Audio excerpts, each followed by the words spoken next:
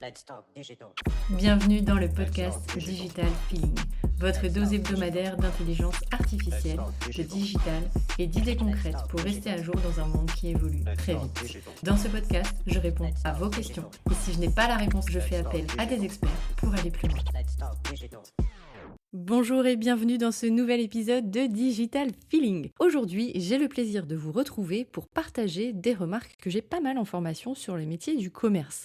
Alors j'avais envie de vous apporter un éclairage peut-être nouveau, enfin en tout cas je le souhaite, sur des cas d'usage de l'intelligence artificielle dans les métiers commerciaux. Alors généralement, mes participants, quand ils arrivent en formation, ils arrivent avec un usage qui est déjà réel de l'intelligence artificielle, mais plutôt d'un côté personnel. Ça va être pour créer des recettes, pour créer des entraînements, pour après les télécharger sur les montres, et ils sont même parfois assez pointus sur cette partie-là, pour bricoler. Ça peut compléter des tutos YouTube, donc ça c'est assez intéressant. Il y a des méthodes pas à pas avec l'IA qui sont intéressantes. Souvent, malheureusement, ils utilisent des outils d'IA générative comme Google. C'est une erreur, mais c'est une erreur fréquente de beaucoup de personnes. On y reviendra, mais on ne peut pas enlever cet usage, il existe. Et puis, ça peut être pour préparer des voyages, etc. Sur la partie pro, ça va plutôt être pour relire des emails, corriger des fautes, revoir des formulations. Mais finalement, il n'y a pas beaucoup plus d'usage que ça. Alors, ça part aussi beaucoup d'une méconnaissance parce que finalement, il y a des outils qui sont disponibles et il n'y a pas eu nécessairement une communication de l'entreprise à ce sujet. Parce que elle ne sait peut-être pas qu'avec Microsoft 365, l'entreprise a accès gratuitement à Copilot. Copilot qui a quand même des couches intéressantes en version gratuite qui permettent de faire pas mal de choses versus la version payante qui évidemment est intégrée directement dans les logiciels. Mais en version gratuite, déjà, on peut faire vraiment pas mal de choses. Ensuite, il y a une méconnaissance des outils qui existent, parce qu'on connaît un peu de ChatGPT, on connaît un peu de Gemini, on a entendu parler de Claude, mais ça paraît très lointain. Et puis finalement, il n'y a pas nécessairement de curiosité un peu plus poussée. Donc c'est tout à fait normal. Et une fois qu'on découvre Copilot, rien que d'avoir l'accès à Copilot sur ses mails, de pouvoir cliquer sur son petit ruban Copilot dans sa boîte Outlook et ensuite cliquer sur son mail et avoir une proposition de résumé de l'email, de réponse, eh bien ça permet déjà de pouvoir gagner un temps phénoménal, notamment quand il y a des mails très longs, donc on l'a vu ça en formation, les mails qui sont très longs, eh bien ça permet d'avoir un résumé. Et souvent, les personnes ont Copilot, donc elles n'ont juste pas été dans application. Donc si c'est votre cas, vous allez sur votre boîte Outlook, si vous avez Microsoft 365 et que c'est pas bloqué par votre DSI, parce que ça peut être un choix aussi d'entreprise. Si toutes ces conditions sont réunies, vous cliquez sur votre boîte Outlook, vous allez dans application, vous rajoutez Copilot, donc il faut chercher des fois Copilot ou des fois il est accessible. Et une fois que vous l'avez, eh bien vous allez avoir le bandeau qui va se mettre en haut de votre boîte mail. Et ensuite, vous pourrez cliquer sur le bandeau, ouvrir votre mail et vous aurez tout de suite une proposition de copilote pour rédiger un mail, résumer un mail, vous apporter en tout cas de l'aide sur cette partie-là. Et ça peut être un gain de temps phénoménal. Ensuite, il y a aussi autre chose qui est assez méconnue. Alors, c'est pas ouvert dans toutes les entreprises. Mais c'est vrai que sur Teams, je reste un peu dans l'écosystème Microsoft, sur Teams, vous avez la possibilité d'avoir des comptes rendus de réunion. Ça évite de prendre des notes dans tous les sens, ou en tout cas, ça complète les notes que vous avez prises et ça permet d'avoir tout de suite un compte rendu dont on peut faire un résumé et qui propose des actions pour la suite. Si je rentre dans la partie encore bureautique, mais plutôt pour les managers, mais bon, j'ai aussi des personnes dans le commerce qui utilisent des tableaux Excel. Excel, c'est un peu notre pain point à tous. Il faut connaître les formules. Des fois, il y a des tableaux croisés dynamiques.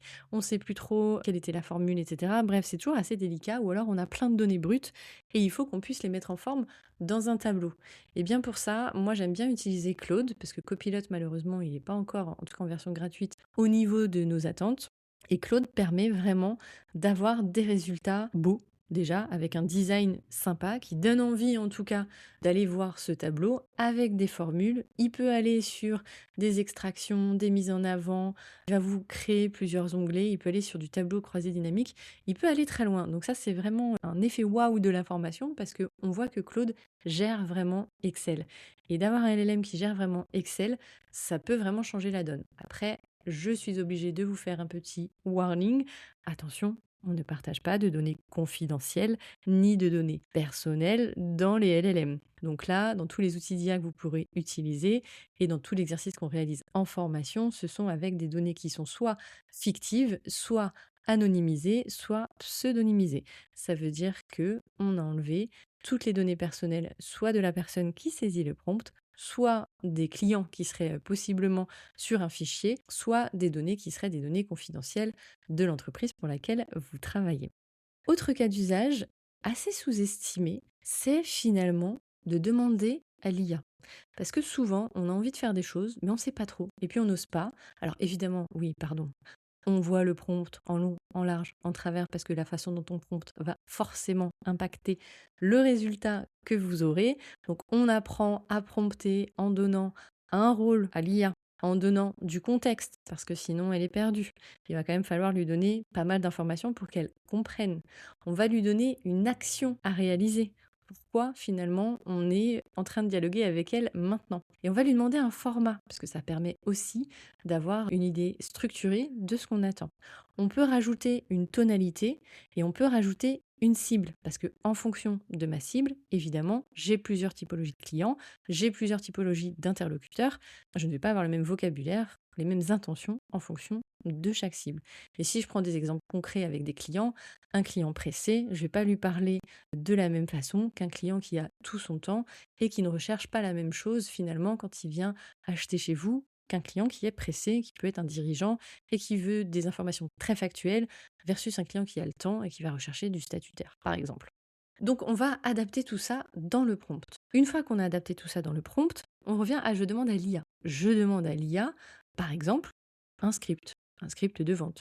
J'ai déjà l'interlocuteur à qui je veux parler, je réalise mon script de vente. Ou alors, on pourrait imaginer, donc ça peut être un script pour préparer un entretien physique, ça peut être un script pour préparer un call, ça peut être aussi, pourquoi pas, des propositions de SMS ou d'email. Voilà, on peut imaginer vraiment plein de touchpoints avec ce client et on peut demander à l'IA de nous aider. Et surtout, si on sait comment prompter, mais on ne sait pas finalement comment le formuler, on a des doutes ou quoi que ce soit, c'est pas un souci. Il suffit de demander à l'IA.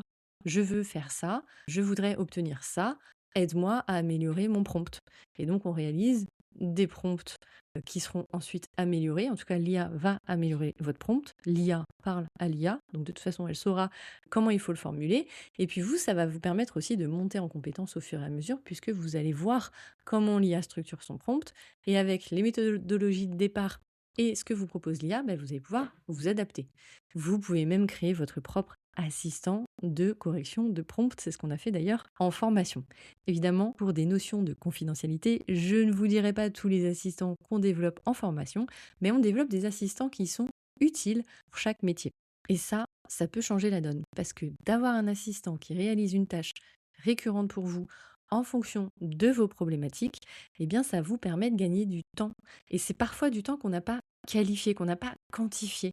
Pourquoi? Parce que souvent, c'est probable en fait qu'on soit dans sa zone de flow, on fait pas trop attention, ou alors on a l'habitude. Donc la zone de flow, je vous conseille pas de le déléguer à l'IA, mais si c'est quelque chose qui vous prend du temps, mais vous voyez pas le temps passer parce que vous êtes très concentré, donc c'est quelque chose d'assez récurrent, là ça peut avoir un intérêt d'avoir un assistant, alors soit pour juste une partie de la tâche, soit pour toute la tâche, mais c'est intéressant de se poser, de se dire, attends, ça je le fais quand même souvent, c'est quelque chose qui me plaît pas plus que ça, où j'ai l'impression que j'ai pas forcément beaucoup de valeur.